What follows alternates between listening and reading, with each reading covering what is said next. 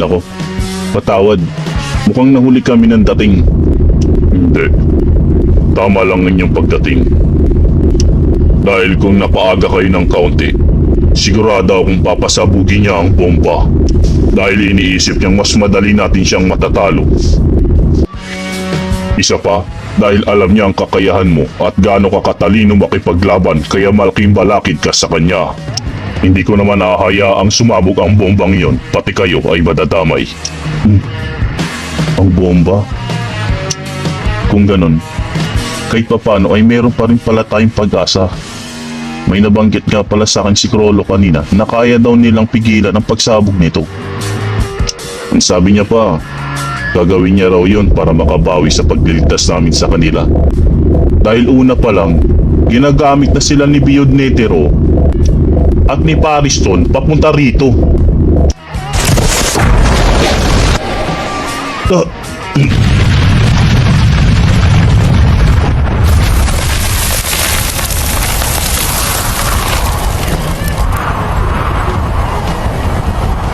Napakalakas niya na, pero napakadaya niya pa rin lumaban. Nag-uusap pa nga tayo.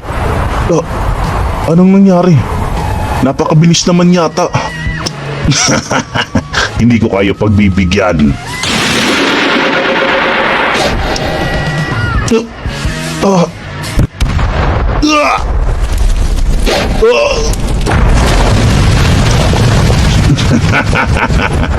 Napakasarap makamit ang ganitong klaseng kapangyarihan.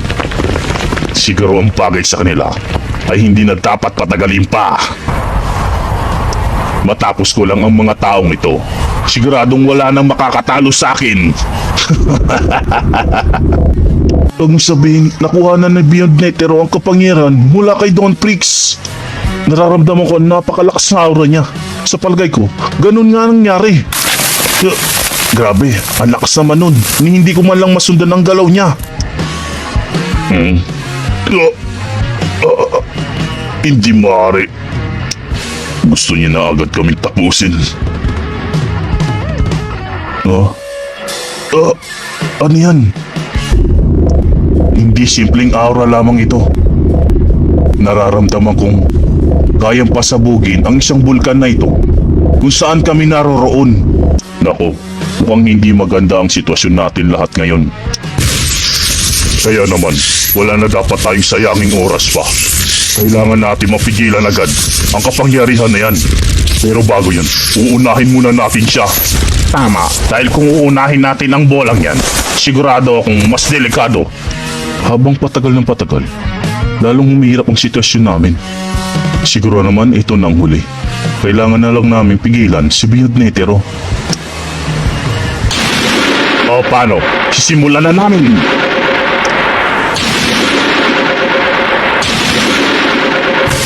Kailangan ko siyang atakin ng harapan para ang lahat ng atensyon niya ay mapunta sa akin para makapwesto si Tatang na maayos.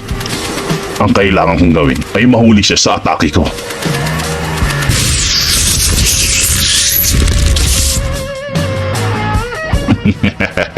Sige lang. Lumapit lang kayo nang masubukan ko ang kapangyarihan na tinataglay ko. Nasangga niya lang ng ganun ang atake ko. Ngayon, ako naman. Ito naman ang subukan mo.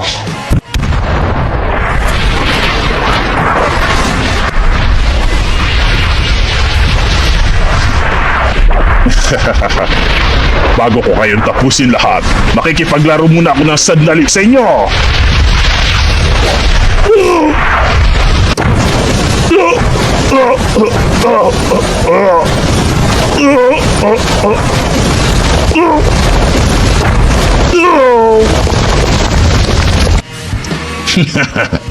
Ito pang isa.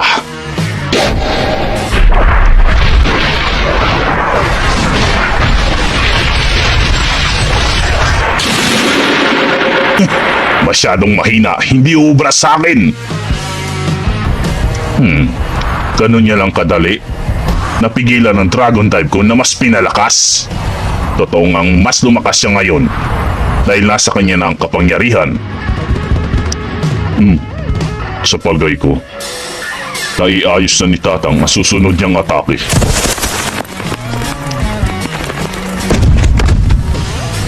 Ngayon, ito naman ang subukan mo.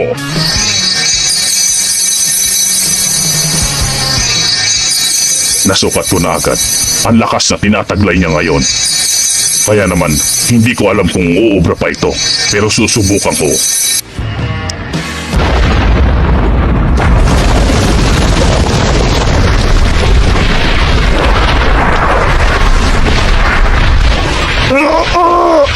Hindi ko alam, ganito pala kalakas ang atake ng matandang ito. Hindi ko masyadong napaghandaan.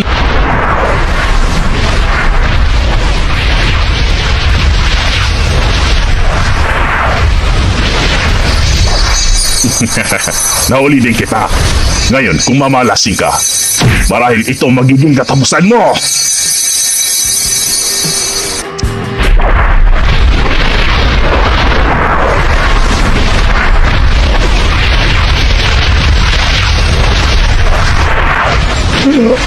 Manda ka sa akin, matanda ka. Papahirapan mo na kita bago kita tapusin.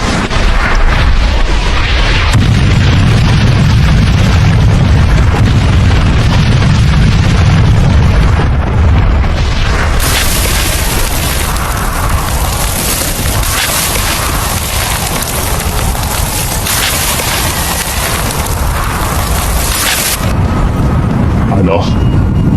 Hindi pa rin nawawala ang kapangyarihan na inilabas niya. Sigurado kung hindi ko siya nagawang talunin. Ang mga kamay ko halos madurog na sa ataking ginawa ko. Napakalakas ng atake na yun, pero hindi yun sapat para matalo siya. Hindi na nakakapagtaka yun dahil ikaw din naman nung nilabanan namin. Di rin naman umubra ang ganong kalakas na atake.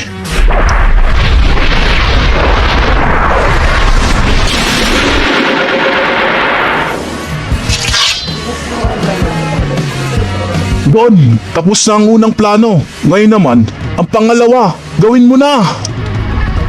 Oo.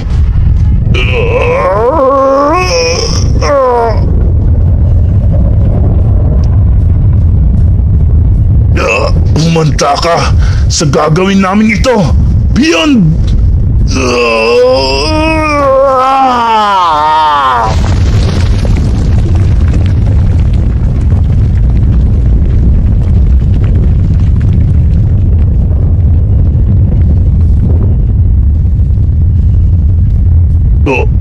Hindi maaari. Nabuhat niya ang ganong kalaking bato. Ibang klase ang bata na to.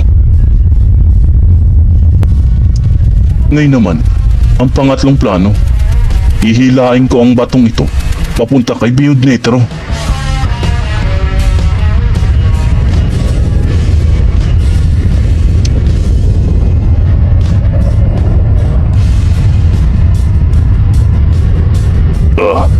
Ano naman kaya ang naisip ng plano para gawin yan?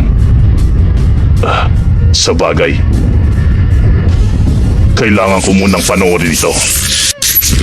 Ngayon, kailangan kong lagyan ng matinding kuryente ang batong ito.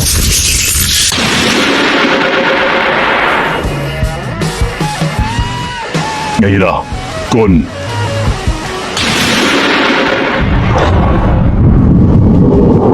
Wala na kaming ibang iisipin kundi magtulungan para matalo si Beyond Netero. Ngayon naman, kailangan ko ng balutan ng bungee gum ang malaking bato na ito.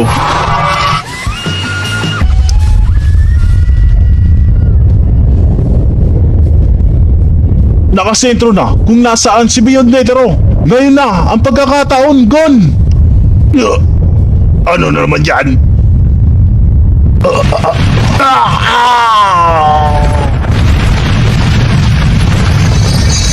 Umanta ka sa magiging katapusan mo.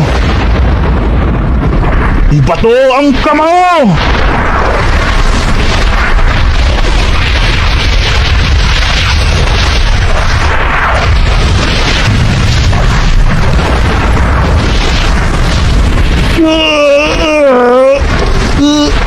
Napakalakas!